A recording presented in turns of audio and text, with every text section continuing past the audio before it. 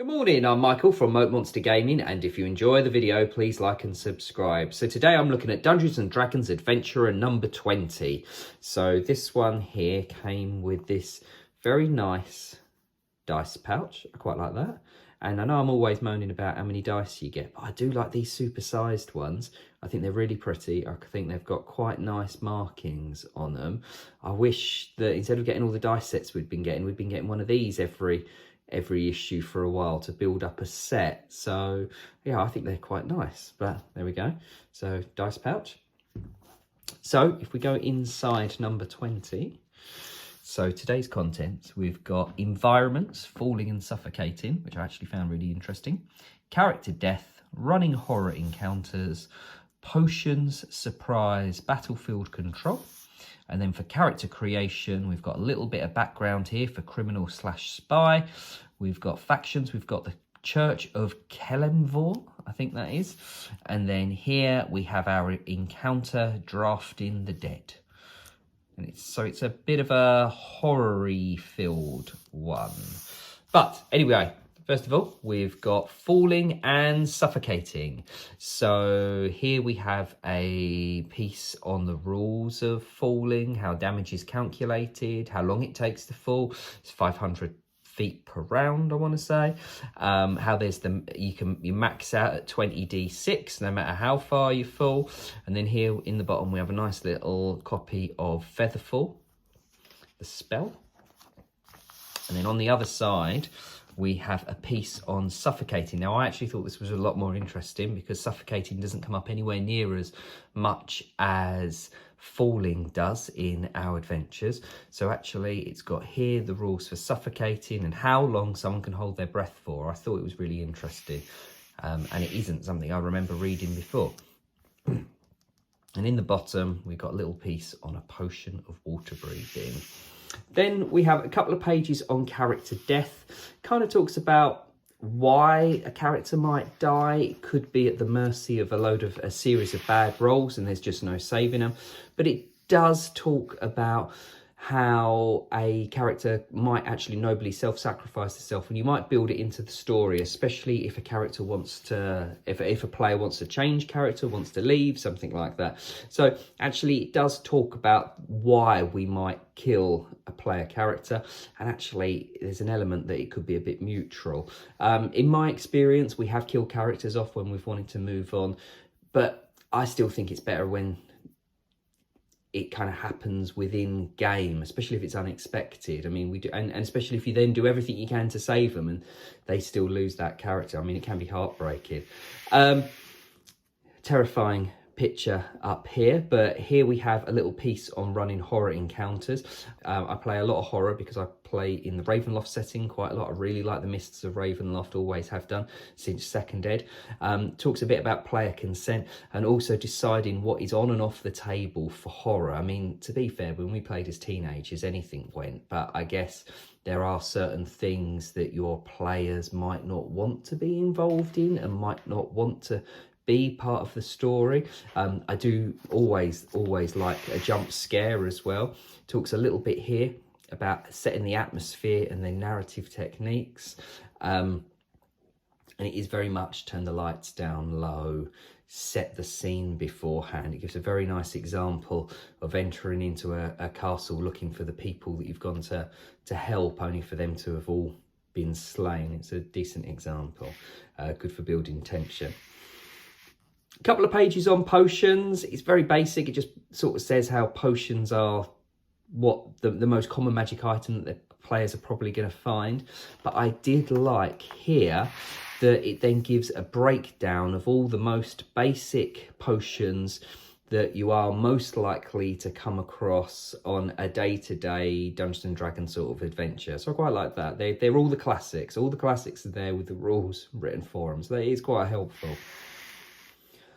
Surprise, we have a couple of pages on the basics of surprise, how to get the upper hand, how the rules work.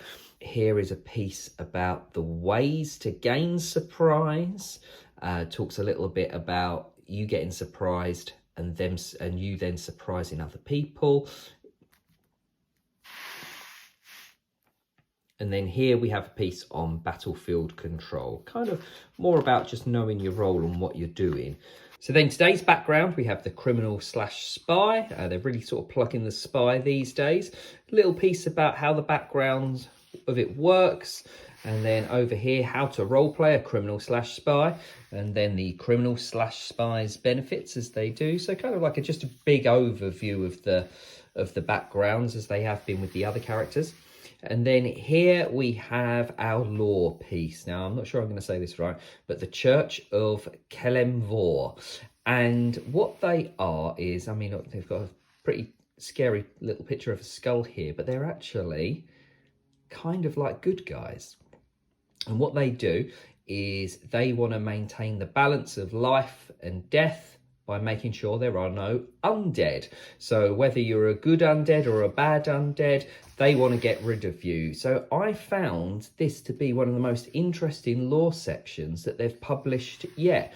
I really like this piece here down the bottom about the realm of death, and it really, really ties in with the adventure, which is over here. So this part of the encounter involves the cult of Orcust, the cultists. They're trying to bring back as many undead monstrosities as they can in Neverwinter's graveyard. So no surprises, the players get drafted in to help save the day. So beginning the encounter, there are papers all around Neverwinter pinned onto the wall saying, urgent, we need help to fight undead in the graveyard, because basically the undead are rising everywhere. And they approach Neverdeath, which is the name of the graveyard, and as they get there, there's a man basically out the front trying to drum up support, trying to get people to help, and his name is Edgar Solhearth, and he's a Doomguard acolyte, which means he's kind of like a priest, and he is trying to, his job normally is to console the dead or console the dying and console the relatives of people that are dead. But now he's got to kind of prevent this evil necromancy that's happening in the graveyard. It'll give the characters 200 gold if they go figure out why all the undead are rising in the graveyard. But if they want his help, he wants 50 gold of it himself. So he's not going to do it for free. But anyway, so they go into the graveyard and there's all sorts of zombies and skeletons all roaming around the graveyard, but they're basically sent to this mausoleum. So in the Von Tessa mausoleum, there's loads of sort of like sarcophagi, and it's like all crypts and stuff. And again, it's kind of filled with skeletons that they've got to battle through. But eventually, they're going to discover that, I'm going to highlight it on the map here, that there is this kind of magical cestus hanging, I suppose, from the ceiling, and it's what's causing all the undead to animate in the graveyard. So I'm just going to turn it over. So they get into the mausoleum, they're fighting around, fighting this wave after wave of skeletons, and then they have to destroy the censer, which is hanging. Now, as they go to destroy it, I'm going to turn the page again, a spectre leaps out, battles them, and then runs off. And I found it's a really cool little gimmick. So even once the spectres run off, they still can't destroy the censer. So they then have to run around here trying to track it down. But what I thought was a really cool gimmick is this spectre, it's still attached to it by this kind of thin purple thread. And if the characters basically spot it and look hard enough, they can follow the thread to where the creature has then gone and hid, wherever it has gone and hid. And I thought that was like a really clever visual sort of tracking tool that had been thrown in to basically help them find the spectre. So, you know, instead of them just, I mean, sure, they might not spot the thread, so they might be going from sarcophagi to sarcophagi, basically trying to find the spectre. But it just felt like it was a really cool little idea. And then once the spectre's defeated, they can go back and defeat the censer, or smash, destroy the censer. And then all the skeletons everywhere will crumble and stop. And Neverdeath graveyard will be saved. It's good. It's good. It's good. I mean, there's not too much to the mausoleum map, and I probably would flesh it out and have a little bit more encounters as they're moving through the graveyard. Maybe, you know, they've got to fight a couple of zombies, a couple of skeletons on the way to the mausoleum. But actually, there's more than enough there to just run it as it is. So, yeah, I think this was a really, really good encounter. Drafting the dead. Nice Spectre boss at the end. Thank you very much for looking. Take care.